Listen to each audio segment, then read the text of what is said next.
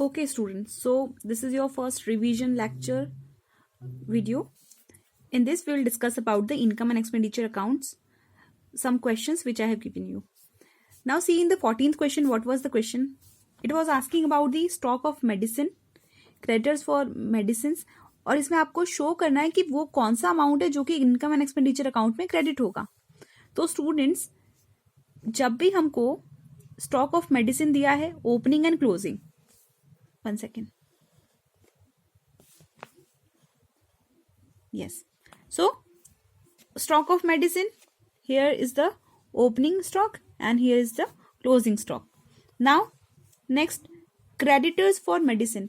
Kids, एक जो मैंने आपको चीज सिखाई है वो है बेसिकली कि जब भी ओपनिंग स्टॉक दिया रहे उसमें आपको प्लस कर देना है परचेस ड्यूरिंग द ईयर, ठीक है, और उसमें से लेस करना है आपको क्लोजिंग.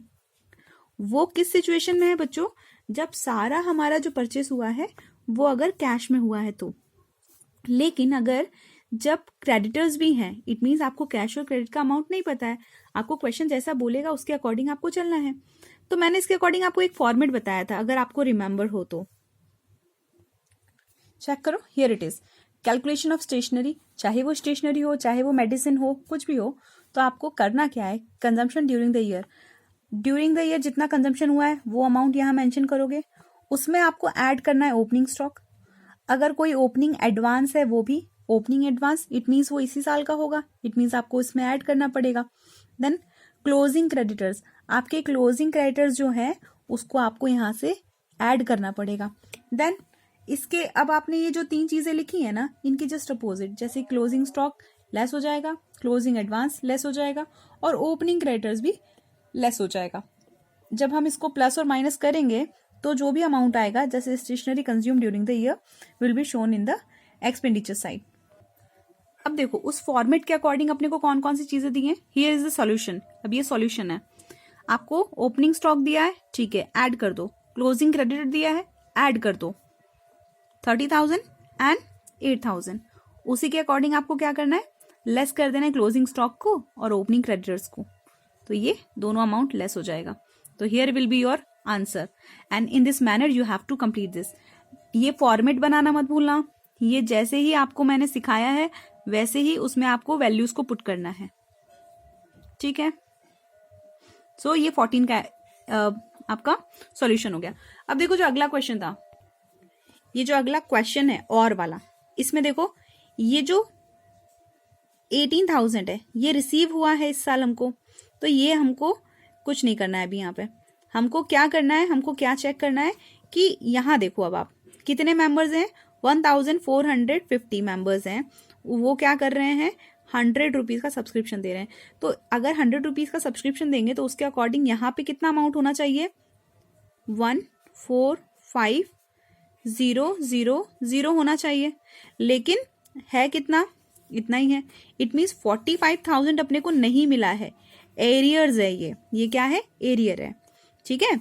और यहाँ पे अगर आप चेक करोगे तो ये 25,000 एडवांस में है, ठीक. इन्होंने क्या बोला है आपको कि बैलेंस शीट में ये दोनों ही अमाउंट कैसे शो होंगी, या फिर ये जो पूरा कैलकुलेशन है ये बैलेंस शीट में कैसे शो होगा. तो सॉल्यूशन देखो कैसे करोगे. सबसे पहले books, balance sheet as on 31st. अब क्योंकि ये एक्सट्रैक्ट है, ठीक है, तो liability side asset side show कर दिया. फिर subscription received in advance, advance क्योंकि एडवांस इनकम हमारी लाइबिलिटी हो जाती है, हमने अभी तक उसको अर्न नहीं किया है और फिर भी हमको मिल गया है, तो ये हमारी लाइबिलिटी हो गई है, ठीक है. एडवांस इनकम अपनी लाइबिलिटी होती है, तो हमने इसको लाइबिलिटी साइड में लिखा है. फिर देखो सब्सक्रिप्शन इन एरियर, ये इस साल का आउटस्टैंडिंग है, आउटस्टैंडिंग है करंट ईयर का, करंट ईयर का, ठीक है. तो ये 45,000 यहां पे शो किया है हमने, ओके. तो ये आपका ये जो 14th वाला है उसका और वाला का ये सॉल्यूशन है, okay. Okay, so moving on to the next question, 19th one. From the following receipts and payment account, ये जो आपको दिया है that is receipts and payment account, but they haven't given you the balance sheet. अब कोई balance sheet नहीं दिया है बच्चों, ठीक है. एडजस्टमेंट्स दिए हैं कुछ, और उसके बिहाफ पे आपको क्या करना पड़ेगा, ओपनिंग बैलेंस शीट भी बनानी पड़ेगी और क्लोजिंग बैलेंस शीट भी बनानी पड़ेगी, ठीक है. देखते हैं कैसे होता है सॉल्यूशन. चलो will start with the adjustments. तो एडजस्टमेंट में अगर आप देखोगे तो सबसे पहले half of the donation receive is for construction of tennis. देखो बच्चों, इसमें जितनी भी चीजें दी हैं वो एज इट इज, ऐसा कुछ भी नहीं दिख रहा है मुझे जो कि कैपिटलाइज नेचर का है, तो हम ये एज इट इज ट्रांसफर करेंगे किसमें, इनकम एंड एक्सपेंडिचर अकाउंट में। तो ये जो पेमेंट्स है एक्सपेंडिचर साइड चला जाएगा और जो रिसिप्ट्स है वो इनकम साइड चला जाएगा, इट मीन्स इधर हो जाएगा। तो अब इसमें देखो डोनेशन कहीं पे दिया है, हाँ डोनेशन दिया है। ये जो 15,000 का डोनेशन है बच्चों, इसमें से आधा ये कह रहे हैं कि वो टेनिस के कोर्ट के कंस्ट्रक्शन के लिए दे दिया। इट मीन्स हाफ तो 7,500 तो कहाँ पे शो हो जाएगा, इनकम एंड एक्सपेंडिचर में, ठीक है। और हाफ कहाँ पे शो होगा, बैलेंस शीट में शो होगा। क्यों शो होगा, क्योंकि टेनिस कोर्ट के कंस्ट्रक्शन के लिए, ये कैपिटलाइज नेचर हो गया, ठीक। चलिए अगला एडजस्टमेंट देखो, अगले एडजस्टमेंट में क्या कहा है, subscription in the arrear for the year ended 31 March 2020 and 31 March 19 are. मतलब कि ये जो पहले दिया है ये 32,000 वो इस साल का है, करंट ईयर का है, ठीक। और ये जो 28,000 है ये लास्ट ईयर का है। क्या है ये, आउटस्टैंडिंग एरियर्स है ये। अब करंट ईयर का आउटस्टैंडिंग हम हमेशा क्या करते हैं, ऐड करते हैं, और जो एंड दी लास्ट ईयर का जो ओपनिंग वाला जो आउटस्टैंडिंग है उसको हम क्या करते हैं, लेस करते हैं। Now subscription in the advance for the next year, advance हम क्या करते हैं, हमेशा ही लेस करते हैं, ठीक है। At the end during the year, and में है तो इसको लेस करेंगे, ठीक है। नेक्स्ट चेक करो, insurance premium is paid for 6 months in advance in the beginning and at the end of the year. हमने क्या किया, इंश्योरेंस प्रीमियम 6 महीने एडवांस का भर दिया है बिगनिंग में, और 6 महीने ही एंड में बिगनिंग का है। इट मीन्स 6 months का जो आपका ये बैलेंस रहेगा या जो प्रीमियम रहेगा 6 months के लिए माइनस हो जाएगा और 6 months का जुड़ जाएगा। नेक्स्ट चेक करो कि 1 अप्रैल, अच्छा 1 अप्रैल पे आपकी जो बैलेंस शीट है या जो असेट्स हैं वो ये अमाउंट शो कर रहा है।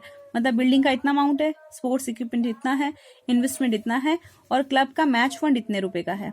तो अब इसका क्या यूज है, इसका यूज ये है बच्चों कि ये आपको ओपनिंग बैलेंस शीट बनाने में काम आएगा, ओपनिंग बैलेंस शीट बनाने में काम आएगा, ठीक है। तो इस इंफॉर्मेशन की हेल्प से हम सबसे पहले ओपनिंग बैलेंस शीट बना लेते हैं, ठीक है। इस बैलेंस उसके हेल्प से हमने क्या किया, जितना भी बिल्डिंग का अमाउंट दिया है, स्पोर्ट्स इक्विपमेंट दिया है, इन्वेस्टमेंट दिया है, सब्सक्रिप्शन दिया है, इंश्योरेंस इन एडवांस दिया है, और ये कैश एट बैंक कहाँ से आया, yes receipts and payment account के बैलेंस बीडी से। तो ये हमने ये पुट किया है, ठीक है। रेस्ट आपको क्या, मैच फंड का भी बैलेंस दिया हुआ ये दिया। अब जो बैलेंसिंग फिगर है वो क्या होगा, कैपिटल फंड। इसीलिए हमने क्या किया है, ओपनिंग बैलेंस शीट बनाई है। क्यों बनाई है, कैपिटल फंड निकालने के लिए, ठीक है। चलो अब वो जो एडजस्टमेंट्स मैंने सिखाया आपको उसके बिहाफ पे हमने देखो यहाँ पे प्रीमियम, इंश्योरेंस प्रीमियम को 6 months का इंश्योरेंस प्रीमियम जोड़ना और 6 months का घटाना है इस 8,200 में। Then see same, nothing rest और nothing else is has been given here. Donation जैसा कि मैंने सिखाया 15,000 है, जिसमें से 7,500 हमने क्या किया है, टेनिस कोर्ट के फंड में ट्रांसफर कर दिया है, तो यहाँ पे केवल 7,500 शो होगा। सब्सक्रिप्शन 32,000 एंड में है, जुड़ गया, ये बिगनिंग में था घट गया, एडवांस है जुड़ गया, फिर बचा हुआ एंट्रेंस फीस, इंटरेस्ट, और ये ऐसा कैसा आ गया, ये आपका अमाउंट यहाँ से सरप्लस मिला।